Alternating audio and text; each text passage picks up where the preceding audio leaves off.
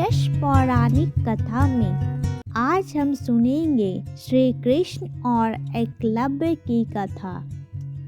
निषाद राज हिरण्यधनु और रानी सुलेखा के स्नेह आंचल में जनता सुखी एवं संपन्न थी।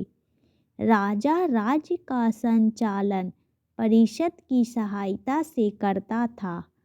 निषाद राज हिरण्यधनु को रानी सुलेखा द्वारा एक पुत्र प्राप्त हुआ जिसका नाम अभिधुम्न रखा गया।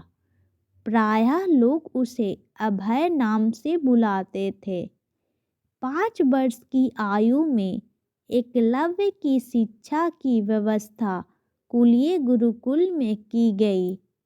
बालपन से ही अस्त्र शस्त्र विद्या में बालक की लगन और एकनिष्ठता को देखते हुए गुरु ने बालक का नाम एकलव्य संबोधित किया।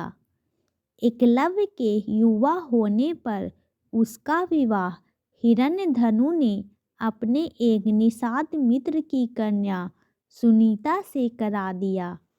एकलव्य धनुर्विद्या की उच्च शिक्षा प्राप्त करना चाहता था।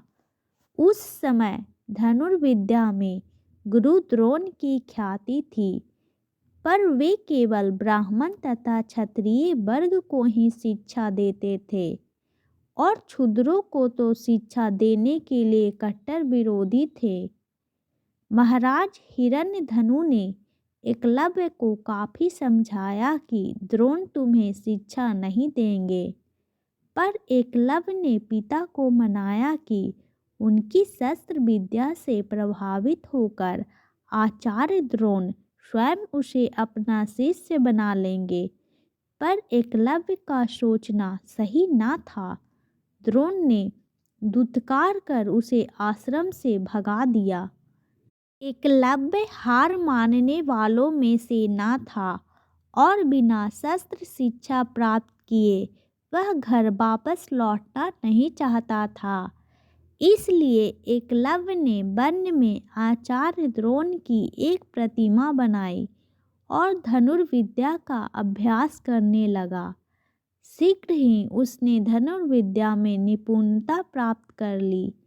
एक बार द्रोणाचार्य अपने शिष्यों और एक कुत्ते के साथ उसी वन में आए। उस समय एकलव्य धनुर्विद्या का अभ्यास कर रहे थे। कुत्ता एकलव्य को देख भौंकने लगा। कुत्ते के भौंकने से एकलव्य की साधना में बाधा पड़ रही थी, अतः उसने अपने बाणों से कुत्ते का मुंह बंद कर दिया। एकलव्य ने इस कौशल से बाण चलाए थे कि कुत्ते को किसी प्रकार की चोट नहीं लगे।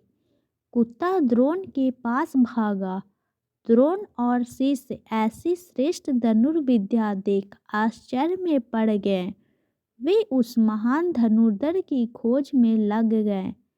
अचानक उन्हें एकलव्य दिखाई दिया, जिस धनुर्विद्या को वे केवल क्षत्रिय और ब्राह्मणों तक सीमित रखना चाहते थे, उसे शूद्रों के हाथों में जाता देख उन्हें चिंता होने लगी। तभी उन्हें अर्जुन को संसार का सर्वश्रेष्ठ धनुर्धर बनाने के वचन की याद आई। द्रोण ने एकलव्य से पूछा, तुमने यह धनुर्विद्या किससे सीखी? एकलव्य आपसे। आचार्य एकलव्य ने द्रोण की मिट्टी की बनी प्रतिमा की ओर इशारा किया। द्रोण ने एकलव्य से गुरु दक्षिणा में एकलव्य के दाएं हाथ का अंगूठा मांगा। एकलव्य ने अपना अंगूठा काटकर गुरु द्रोण को अर्पित कर दिया। कुमार एकलव्य अंगुष्ठ बलिदान के बाद पिता हिरण्यधनु के पास चला आता है। एकलव्य अपने साधना पूर्ण कौशल से बिना अंगूठे के धनुर्विद्या में पुनः दक्षता प्राप्त कर लेता है। आज के युग में आयोजित होने वाली सभी तीरंदाजी प्रतियोगिताओं में अंगूठे का प्रयोग नहीं होता है, अतः एकलव्य को आधुनिक तीरंदाजी का जनक कहना उचित होगा। पिता की मृत्यु के बाद वह श्रृंगवेर राज्य का शासक बनता है। आमत परिषद की मंत्रणा से वह न केवल अपने राज्य का संचालन करता है बल्कि निषाद भीलों की एक सशक्त सेना और नौसेना गठित करता है और अपने राज्य की सीमाओं का विस्तार करता है। विष्णु पुराण और हरिवंश पुराण में उल्लेखित है कि निषाद वंश का राजा बनने के बाद एकलव्य ने जरासंध की सेना की तरफ से मथुरा पर आक्रमण कर यादव सेना का लगभग सफाया कर दिया था। यादव वंश में हाहाकार मचने के बाद जब कृष्ण ने दाहिने हाथ में महज 4 अंगुलियों के सहारे धनुष बाण चलाते हुए एकलव्य को देखा तो उन्हें इस दृश्य पर विश्वास ही नहीं हुआ। एकलव्य अकेले ही सैकड़ों यादव वंशी योद्धाओं को रोकने में सक्षम था। इसी युद्ध में कृष्ण ने छल से एकलव्य का वध किया था। उसका पुत्र केतुमान महाभारत युद्ध में भीम के हाथों से मारा गया था। जब युद्ध के बाद सभी पांडव अपनी वीरता का बखान कर रहे थे तब कृष्ण ने अपने अर्जुन प्रेम की बात कबूली थी। कृष्ण ने अर्जुन से स्पष्ट कहा था कि तुम्हारे प्रेम में मैंने क्या क्या नहीं किया है।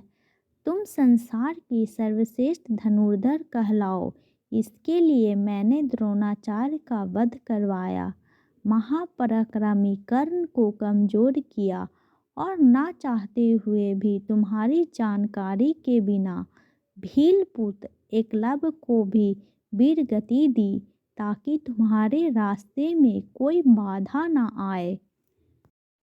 Please like and subscribe my channel.